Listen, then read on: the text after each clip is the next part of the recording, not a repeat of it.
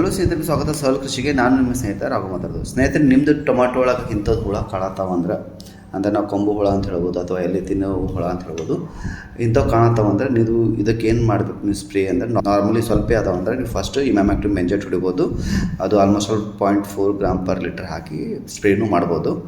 ಅಥವಾ ಸ್ಪಿನೋಸ್ಯಾಡ್ ಅಂತ ಬರ್ತದೆ, ಅದು 0.3 ml ಪ್ರತಿ ಲೀಟರ್ ಹಾಕಿ ಹೊಡಿಬೋದು ಸ್ನೇಹಿತರೆ. ಅಥವಾ ಸ್ವಲ್ಪ ಹೆಚ್ಚಿಗೆ ಆಗ್ಯದ ಅಂದರೆ ನಿಮಗೆ ಕ್ಲೋರಿಟ್ರಿಪೋಲ್ ಅದು ಹಾಕಿ 0.3 ml ಪರ್ ಲೀಟರ್ ಹಾಕಿ ಹೊಡಿಬೋದು ಸ್ನೇಹಿತರೆ. ಅದು ಸಿಕ್ಕಿಲ್ಲ ಅಂದರೆ ನೀವು ಇಂಡೋಕ್ಸ್ ಕ್ಯಾರ್ ಬಂದು ಬರ್ತದೆ, ಅದು 0.5 ml ಹಾಕಿ ಸ್ಪ್ರೇ ಮಾಡ್ಬೋದು ಸ್ನೇಹಿತರೆ. ಇದು ಸ್ಪೆಷಲಿ ನೀವು ಸಂಜೆ ಹೊತ್ತಿನಾಗ ಮಾಡ್ತಾನೆ ಆಗ್ತದೆ, ಸ್ವಲ್ಪ ಎಫೆಕ್ಟಿವ್ ಇರ್ತದೆ, ಸರಿಯಾಗಿ ಇರ್ತದೆ ಸ್ನೇಹಿತರೆ. ಆಮೇಲೆ ನೀವು ಬಯೋಲಜಿಕಲಿ ಮಾಡಬೇಕಂದ್ರೆ ನೀ ಬಾಲಜಿ ಇರ್ತದೆ 1500 ppmದು, ಅದು 3 ml ಪ್ರತಿ ಲೀಟರ್ ಹಾಕಿ ಹೊಡೆದ್ರು ನಡೀತದೆ. ಅಥವಾ ಫೆರೋಮೆನ್ ಟ್ರ್ಯಾಪ್ಸ್ಗಳು ಮಾರ್ಕೆಟ್ನಾಗ ಸಿಗ್ತಾವೆ ಸ್ನೇಹಿತರೆ. ಆ ಫೆರೋಮೆನ್ ಟ್ರ್ಯಾಪ್ಸ್ ಪ್ರತಿ ಎಕರೆಗೆ 5 ಟ್ರ್ಯಾಪ್ ಹಾಕ್ತಾರೂ ಅಲ್ಲಿನೂ ಕಂಟ್ರೋಲ್ ಆಗ್ತದೆ ಸ್ನೇಹಿತರೆ.